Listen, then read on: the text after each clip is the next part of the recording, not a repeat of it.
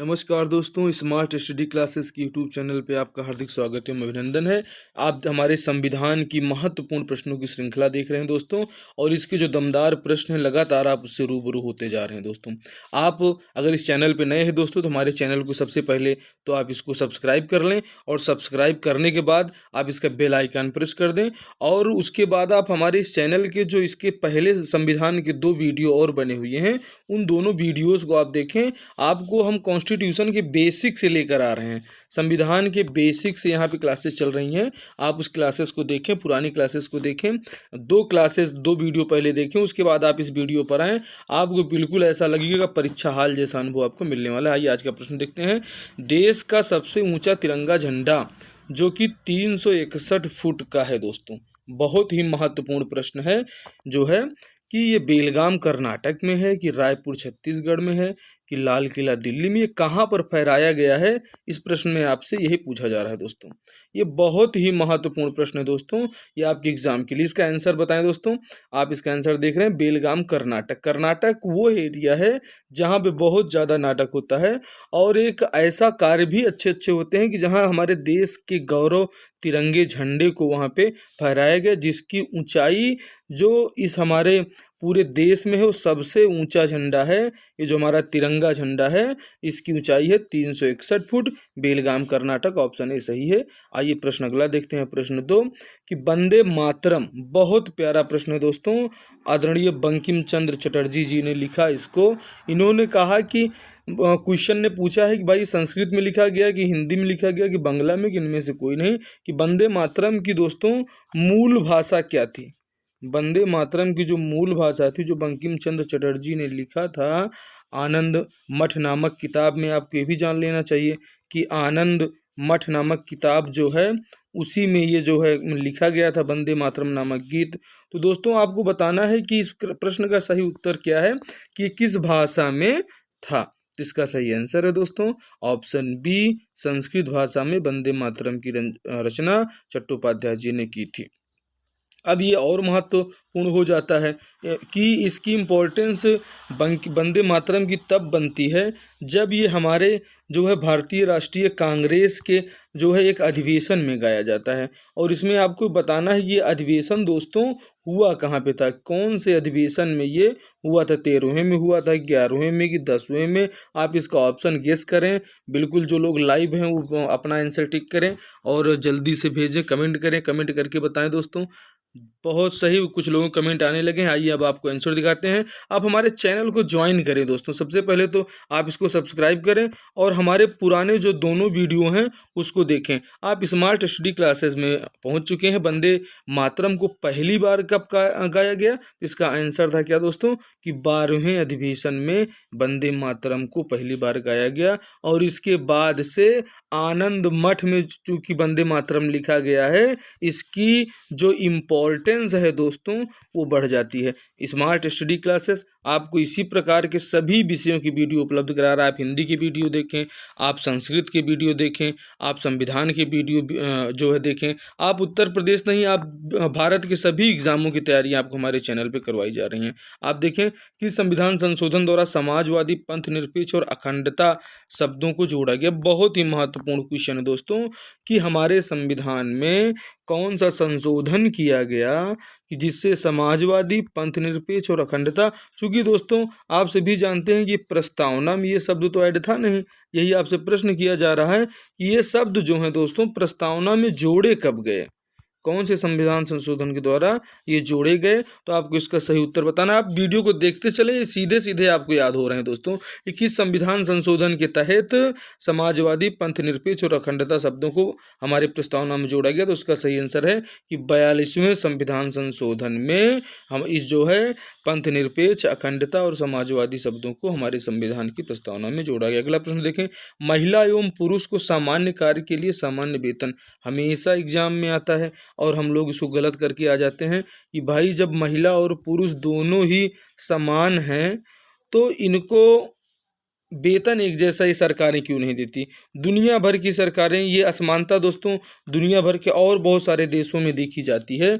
आप ये जो है पूरे विश्व को देखें तो ये इंडिया ओनली नहीं दोस्तों, ये पूरे विश्व का यही हाल है। अनुच्छेद 29, 27, 39, 37 किसमें इसका प्रावधान किया गया है कि भाई भारत में अगर रहना है तो सामान्य कार्य के लिए समान वेतन आपको दिए जाने का प्रावधान किया गया है। ऑप्शन सही है इसका अनुच्छेद 39। संविधान के अनुच्छेद 39 में ये वर्णित है कि महिला हो या पुरुष हो, समान काम करोगे तो समान वेतन आपको मिलेगा। अनुच्छेद 39 कहता है पिछड़े हुए नागरिकों को आरक्षण दिए जाने का प्रावधान हमारे भारतीय संविधान में। चूंकि हमारा देश जब आज़ाद हुआ तो हमारे देश में जो है विभिन्न प्रकार की जातियाँ थीं, और ऐसी जातियाँ कुछ उसमें बहुत अमीर लोग थे और कुछ बहुत ही गरीब लोग थे, कुछ निहायत ही जमींदार किस्म के लोग थे और कुछ ऐसे थे जिनके पास नाम मात्र की भूमि नहीं थे और वो दूसरे की ज़मीन में अपनी खेती बाड़ी करते थे। इसीलिए भारत का संविधान जब हमारी संविधान सभा ने दोस्तों बनाया तो संविधान सभा ने ये प्रावधानित किया जो है कि एक अनुच्छेद में इसका वर्णन किया और मौलिक अधिकार में इसको दिया कि इसका ऑप्शन सही है कि पिछड़े हुए नागरिकों को भारतीय संविधान का जो अनुच्छेद 15(4) है ये मौलिक अधिकार में आता है। दोस्तों आप हमारा विस्तृत वीडियो संविधान का देखें, उसमें आपको पूरी जानकारी मिलेगी। इसमें 15(4) में आता है कि भाई पिछड़े हुए नागरिकों को भी ऐसा मौका दिया जाए कि वो आगे विकास कर पाएँ। अगला प्रश्न देखें, उपाधियों का अंत।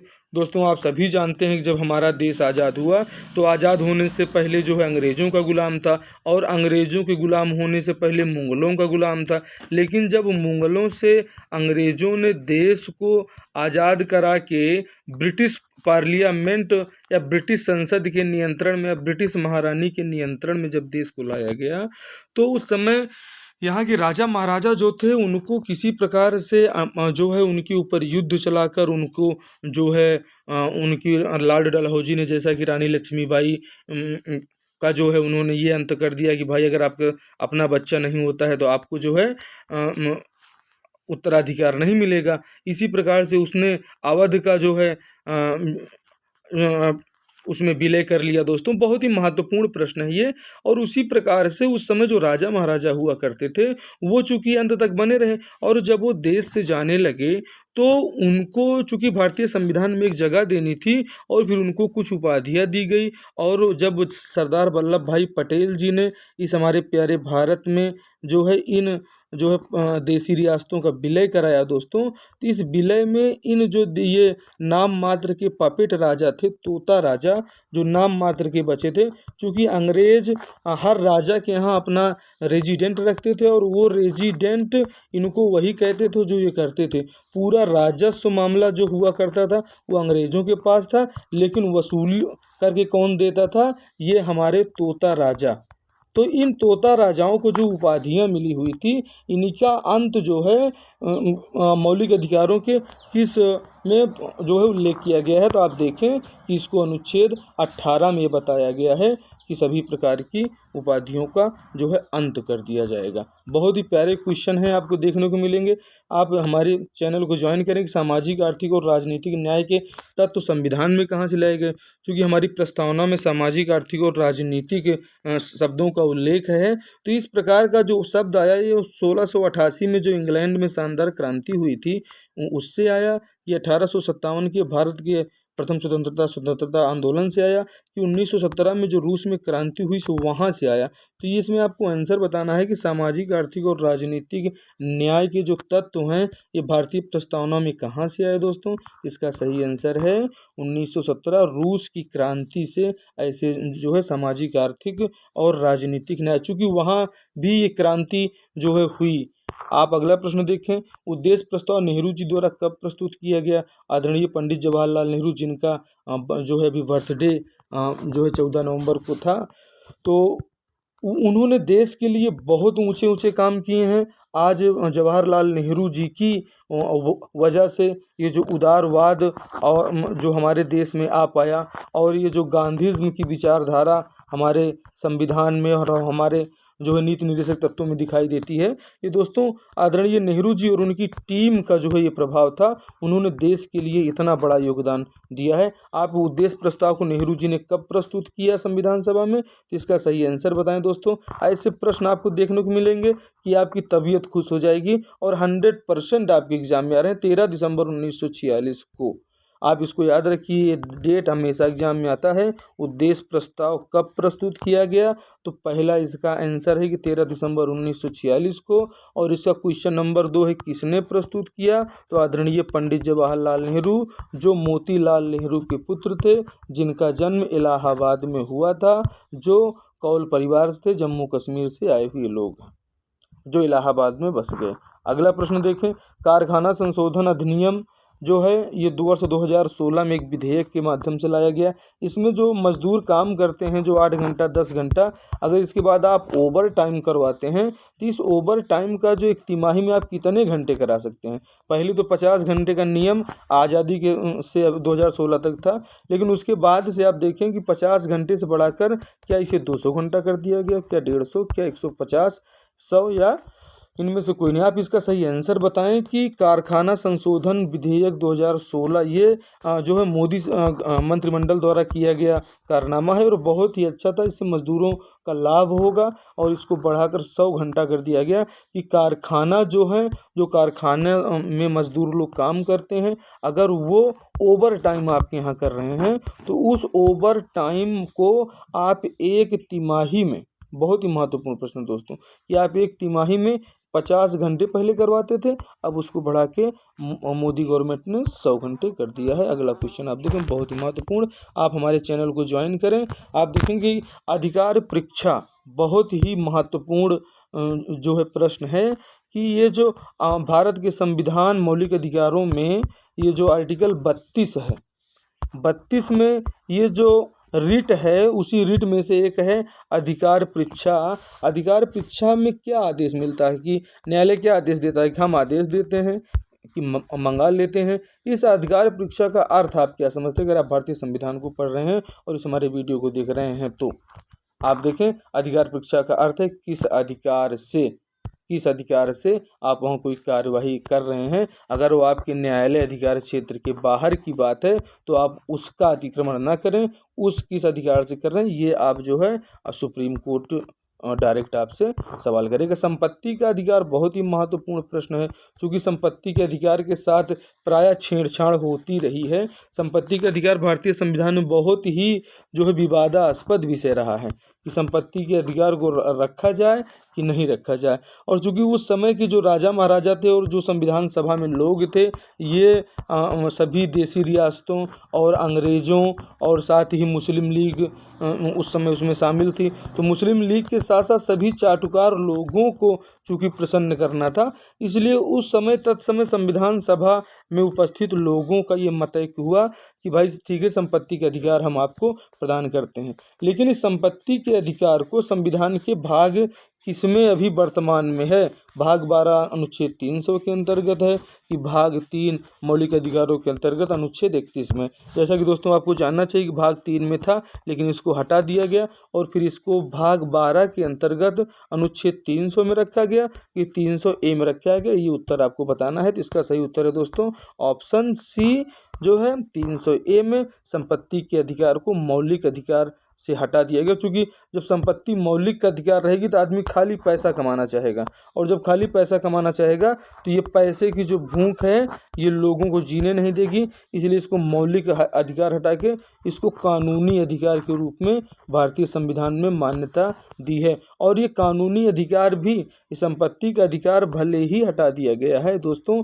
ये 300 में जो है ए में ले जाके रख दिया गया है, लेकिन संपत्ति का अधिकार आज भी आपके पास है। इसी कारण से आप वो रजिस्ट्री वगैरह जो करवा पाते हैं उसी का परिणाम है, वो अधिकार कानूनी बना दिया गया दोस्तों। डॉक्टर भीमराव अंबेडकर ने संविधान के अनुच्छेद को संविधान की आत्मा कहा। अब ये बहुत ही महत्वपूर्ण प्रश्न है कि डॉक्टर भीमराव अंबेडकर ने संविधान के किस अनुच्छेद को भारतीय संविधान की आत्मा कहा है? तो बहुत ही हर व्यक्ति जानता है जो संविधान पढ़ता है कि मौलिक अधिकार जो हैं वो अनुच्छेद 12 से लेकर जो है 32 तक, कहे तो 35 तक जाते हैं, लेकिन ये 32 में इसका वर्णन आपको इसी, जब आप क्रमशः आगे बढ़ते जाएंगे तो 32 में आप पाएंगे कि इसी अनुच्छेद को डॉक्टर भीमराव अंबेडकर जी ने कहा था कि ये भारतीय संविधान की आत्मा है। ऑप्शन बी इसका सही आंसर है। अगला क्वेश्चन आप देखें दोस्तों कि कानूनी दायित्व का पालन कर रहे व्यक्तियों के विरुद्ध कौन सी रिट जारी नहीं की जा सकती। अब ये आप इसमें देखें कि आप भारत का संविधान पढ़ रहे हैं, तो भारत का संविधान बहुत ही विस्तृत संविधान है और दुनिया भर के देशों का उधार का थैला कहा जाता है भारतीय संविधान को, क्योंकि दुनिया भर के देशों से लिया गया और ज़्यादा इसमें जो हिस्सेदारी है वो भारत शासन अधिनियम 1935 की है, जो अंग्रेज़ों की देन है। और वो अंग्रेज़ों का संविधान, अंग्रेज़ों का विधान और अंग्रेज़ों की दंड प्रक्रिया संहिता आज भी हमारे देश में लागू है। आज भी हम CRPC 1860 के तहत अधिनियमित होते हैं, इसी से हम लोगों को दंड दिया जाता है। इसी के कानून हम भारतीयों के ऊपर आज भी आरोपित किए जाते हैं। और ये कोई भी सरकार, चाहे कांग्रेस की सरकार जिन्होंने 70 साल शासन किया, उन्होंने कुछ नहीं किया, और जो आज 2014 से मोदी गवर्नमेंट जो शासन कर रही है, इन्होंने कुछ खास परिवर्तन इस कानूनी विषयों पर ये नहीं कर पाए हैं। अंग्रेज़ों के कानून ही इस पर लागू हैं। आप अब ये देखें कि कानून का दायित्व पालन कर रहे व्यक्ति के विरुद्ध अगर न्यायाधीश ने आपको जो है मौत की सज़ा सुना दी, तो क्या न्यायाधीश को भी दंड कोई देने वाला होगा। इसीलिए चूंकि अंग्रेज़ों का कानून है और अंग्रेज अपने बचाव का हर सामान रखते थे, इसलिए चूंकि 1773 में रेगुलेटिंग एक्ट के तहत जब कलकत्ता में न्यायालय की स्थापना की गई दोस्तों, तो न्यायालय की स्थापना भी तो अंग्रेज़ों की एक चाल थी।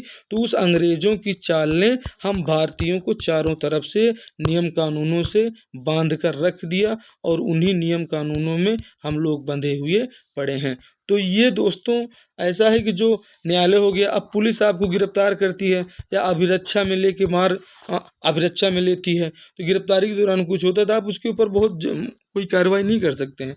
कि अगर जो है बलवा के दौरान अगर पुलिस आप जो है, चूँकि सब इंस्पेक्टर के एग्ज़ाम में आप शामिल होने जा रहे हैं, ऐसा कोई बलवा वहाँ पे हो रहा है और न्यायाधीश ने ऐसा आदेश दे दिया कि हाँ भाई ठीक है आप फायर करिए, और अगर आप फायर करते हैं वहाँ कुछ हो जाता है, तो उसके जिम्मेदार वो कांस्टेबल नहीं है, वो कांस्टेबल नहीं है। और उस कांस्टेबल ने इस कांस्टेबल ने जो उस न्यायाधीश के आदेश पर ये कार्यवाही की, तो इस जो कार्यवाही में लोग मारे भी गए हों, अगर व्यक्ति मरे भी हैं, तो उसके लिए कानूनी दायित्व का चूंकि पालन कर रहे थे, तो उनके विरुद्ध जो है रिट कौन जारी नहीं होती। तो एक ऐसी रिट है जिसका नाम है परमादेश, ये कानूनी दायित्व का पालन कर रहे व्यक्तियों के विरुद्ध भी जारी नहीं की जा सकती।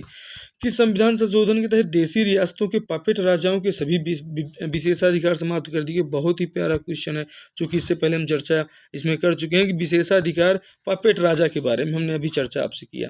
चूँकि उस समय जो देशी रियासतें थी मित्रों, वो देशी रियासतों के राजा संविधान सभा में थे। अब संविधान सभा में उनकी मौजूदगी ऐसी थी कि वो तब तक किसी कानून पर सहमत नहीं होंगे, और सरदार वल्लभ भाई पटेल कानूनी वेत्ता हमारे भीमराव अंबेडकर जी, हमारे कानूनी सलाहकार BN राव जी, इन लोग ऐसे व्यक्ति थे जिन्होंने उस परिस्थिति को समझा और उस समय जो देशी रियासत के पपेट राजा जो खाली अंग्रेज़ों के कर वसूली का काम करते थे। आप 1857 के स्वतंत्रता संग्राम के बाद जब पूरी तरह से ब्रिटिश हुकूमत में हमारा देश आ गया, तो उसके बाद से जितने देशी रियासतों के छोटे मोटे राजा थे, वो चाहे इस हमारे प्यारे भारत देश में, चाहे वो गुजरात एरिया के रहे हों, वो चाहे जम्मू कश्मीर के रहे हों, चाहे पूर्वोत्तर भारत के रहे हों, चाहे साउथ इंडिया के रहे हों, चाहे मध्य भारत के रहे हों, और चाहे इस एरिया के रहे हों, तो दोस्तों ये पूरा जो हमारा तटीय राज्य है, ये पूरी तरह से गुलाम हो चुका था। और यहाँ पे पूरा अंग्रेज, यहाँ पे ये तो कालीकट केरल वाला एरिया अंग्रेज आके यहीं से इन्होंने शुरुआत ही किया। तो ये जो देशी राजा थे धीरे धीरे पूरे राजा इन्हीं अंग्रेजों के कब्जे में आ गए और ये कर वसूल करके भारत की जनता से इन्हीं को देते थे। तो इनको जो है दोस्तों क्या दिया जाता था, आज़ादी के बाद से वर्ष 1971 तक आप देखें कि वर्ष 1971 तक इनको एक विशेष जो है पैकेज दिया जाता था। लेकिन आदरणीय जो है इंदिरा गांधी जी की सरकार ने बहुत अच्छा काम किया कि उन्होंने 26वें संविधान संशोधन के तहत ये जितने देसी रियासत के तोता राजा थे, ऐसे तोता राजा कि जो राजा बंगाल विभाजन के जिम्मेदार हुए, ऐसे राजा जो बंगाल को पूरा लॉर्ड कर्जन के अंडर में दे दिए। इस प्रकार से आप देखें कि पपेट राजाओं के सारे अधिकार और 26वें संविधान संशोधन वर्ष 1971 में आज़ादी के आप देखें कि जो है 25 वर्ष बाद इसको समाप्त किया जा सका। 25 वर्ष तक तो भारतीय राजनीति ने धीरे धीरे इन राजाओं की हुकूमत को ख़त्म करके इनको एक सामान्य नागरिक राजनीति ने बनाया। अब आप देखें इस देश में आगे क्या होता है कि संपत्ति का अधिकार क्या है दोस्तों। अब आप जानते हैं कि संपत्ति का अधिकार मौलिक अधिकार है कि एक वैधानिक या कानूनी अधिकार है। तो चूंकि आपने प्रश्न में हमारे इस वीडियो को देखा है तो आपको पता चल गया होगा कि इस प्रश्न का उत्तर क्या है। तो 16 का उत्तर सी है, वैधानिक अधिकार। आइए ऑप्शन में चेक करते हैं क्या है दोस्तों। ऑप्शन इसका सही है सी, बिल्कुल वैधानिक अधिकार। अब चूँकि ये 300A मिला के आरक्षित कर दिया गया और उस समय जब ये संविधान में था तो भाग 3 में था और इसको फिर भाग 12 में लाके ऐड कर दिया गया और आर्टिकल वहाँ दे दिया गया 300A। संपत्ति का अधिकार अब एक कानूनी अधिकार होगा। ठीक दोस्तों, आप देखिए ऑप्शन दिया गया संपत्ति का अधिकार क्या होगा, एक वैधानिक अधिकार हो। केवल डी, इसमें ऑप्शन डी सही है और डी में ये लिखा हुआ है मित्रों कि केवल सी सही है। आप इस प्रकार के भी आपको एग्जाम में ध्यान देना है कि आपसे आजकल इतनी चालाकी, चूँकि 140 करोड़ की आबादी में से जो है इतने कम पदों पर जो है जो छत्तीसगढ़ में निकला हो, वो चाहे यूपी में निकला हो, वो चाहे गुजरात में निकला हो, चाहे बंगाल में निकला हो, देश के सभी राज्यों में संविधान महत्वपूर्ण है। और संविधान से आने वाले प्रश्नों के लिए आप हमारे चैनल को लाइक करें, सब्सक्राइब करें। क्या समाचार पत्र की सूचना के आधार पर न्यायपालिका स्वतः संज्ञान लेकर कार्रवाई कर सकती है? ये ऐसे क्वेश्चन, चूंकि आप कॉन्स्टिट्यूशन का अध्ययन कर रहे हैं और कॉन्स्टिट्यूशन ऐसा है दोस्तों कि बोरिंग तो लगता है लेकिन मज़ा बहुत आता है। चूँकि जब आप संविधान को इतिहास और भूगोल से जोड़ देंगे तो आपको संविधान पढ़ने में भी मज़ा आएगा और इसको हिस्ट्री से भी जोड़ने में मज़ा आएगा। और उस समय बंगाल वाला एरिया जो आज पूर्वी पाकिस्तान बन गया है ये भी समझ में आएगा। तो न्यायपालिका इसमें आप संज्ञान ले सकती है कि नहीं ले सकती, इसमें आप ऑप्शन देखें ए, बी, पुख्ता सबूत के बिना नहीं, और केवल सी। इसमें ऑप्शन देखें, ऑप्शन क्या है दोस्तों, ऑप्शन सही है बी। हाँ, न्यायपालिका स्वतः संज्ञान ले सकती है। अब ऐसा कोई स्थान नहीं जहाँ पुरुष जा सकते हैं और महिलाएं नहीं, के संबंध में सही कथन आप बताएं। बहुत ही प्यारा दोस्तों करंट अफेयर से रिलेटिव क्वेश्चन है कि जब जो है ये केरल में भी घटनाएं ऐसी देखने में आ रही थी और ऐसी घटना जो है महाराष्ट्र में भी हुई। तो इस प्रकार से क्या हुआ, न्यायालय ने इसमें एक आदेश दिया 1 अप्रैल 2016 को बॉम्बे हाई कोर्ट ने कि भाई देखिए लैंगिक विभाजन के आधार पे पुरुष जा सकते हैं और महिलाएं नहीं। एक तरफ तो हम भारतीय संविधान में समानता की बात करते हैं और जहाँ पे ये कहते हैं कि भाई महिलाओं के लिए भी बराबर के अधिकार हैं, ठीक है, समान कार्य के लिए जब समान वेतन के प्रावधान हैं, तो किसी मंदिर, किसी मस्जिद में जाने के लिए किसी महिला या पुरुष को जो है कम या ज़्यादा जिम्मेदार या कम जिम्मेदार आंका नहीं जा सकता। तो ये दोस्तों इसमें ऑप्शन ए है कि क्या 1 अप्रैल 2016 को बॉम्बे हाई कोर्ट ने लैंगिक विभाजन निषेध किया। ये है कि भाई आप मेल या फीमेल हैं तो आप मेल हैं तो मंदिर में जाएंगे, फीमेल है तो नहीं जाएंगे। तो इसके लिए बहुत आंदोलन भी हुए। करंट्स और कॉन्स्टिट्यूशन से रिलेटिव क्वेश्चन है, आप इसका अध्ययन करें, आपको मजा आ जाएगा। किसी पूजा स्थल या मंदिर में प्रवेश लिंग के आधार पर नहीं, कोर्ट ने कहा। सिंगड़ापुर के शनि मंदिर के प्रवेश में, ये महाराष्ट्र का जगह है दोस्तों, ये सभी कथन इसमें सही है, इसका ऑप्शन बिल्कुल सत्य है। ये हमारे वीडियोस बहुत ही महत्वपूर्ण है दोस्तों। तो दोस्तों सही ऑप्शन इसका बताइए क्या है।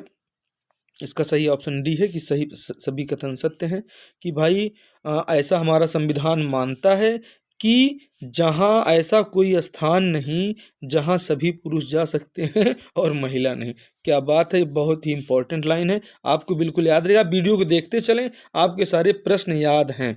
ठीक है, वैश्विक लैंगिक अंतराल रिपोर्ट कौन जारी करता है? अभी बहुत ही महत्वपूर्ण क्वेश्चन है, चूंकि आप कॉन्स्टिट्यूशन पढ़ रहे हैं तो ये कॉन्स्टिट्यूशन का ही एक पार्ट है, अभी आपको थोड़ी देर में समझ में आएगा।